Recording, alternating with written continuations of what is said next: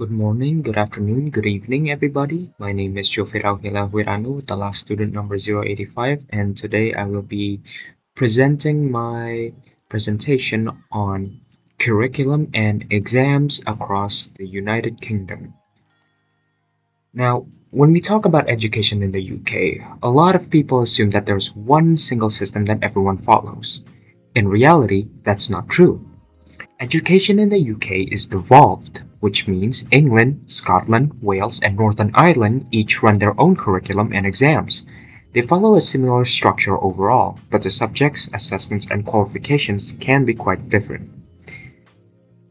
Moving on to the general structure of the UK education, across the UK, the education system is generally split into the same stages. Students start with primary school, where the focus is on basics like reading, writing, maths, and early science. Then they move on to secondary school, where they study a wider range of subjects and slowly begin to specialize. School is compulsory until the age of 16, and this is when students take their first major national exams. After that, many students continue into post-16 education, either staying in school, going to college, or starting vocational training. While this structure is shared across the UK, what students actually study and how they are examined depends on the country. Moving on to England, on their curriculums and examinations. For their curriculum, schools follow the national curriculum, which is quite structured and clearly organized by key stages. This means there are specific subjects and learning goals for each age group. At primary level, students mainly focus on English, maths, and science, along with subjects like history, geography, art, music, and PE. As they move into secondary school, these subjects continue, but there is more pressure around testing and exam preparation.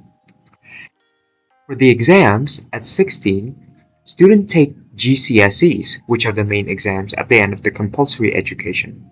English, maths, and science are usually required, while students choose several other subjects. After GCSEs, many students move on to A levels, where they study 3 or 4 objects in much greater depth over 2 years. England also offers vocational options like BTECs and T levels, which are more practical and job focused. Overall, England's system is often seen as the most exam heavy in the UK. Now, moving on to Scotland, Scotland's curriculum and examination system works quite differently. Instead of a traditional national curriculum, Scotland uses the Curriculum for Excellence, which is designed to develop students more broadly, not just academically. Students are grouped into 8 curriculum areas, such as languages, sciences, social studies, expressive arts, health and well-being, and technology.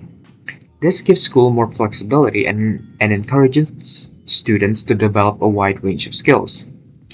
When it comes to the exams, Scotland does not use GCSEs or A levels. Around 15 or 16, students take National 4 or National 5 qualifications.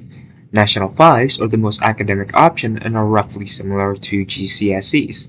After that, most students take Highers, usually at age 17. These are the main qualifications used for university entry in Scotland.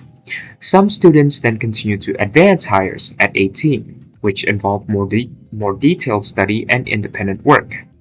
Compared to England, Scotland's system is often seen as more flexible and holistic. Moving on to Wales. For the curriculum, Wales has recently made big changes to its education system with the introduction of the Curriculum for Wales, which became compulsory in 2022. Instead of focusing on traditional subjects, learning is organized into 6 broad areas, such as humanities, expressive arts, and science and technology.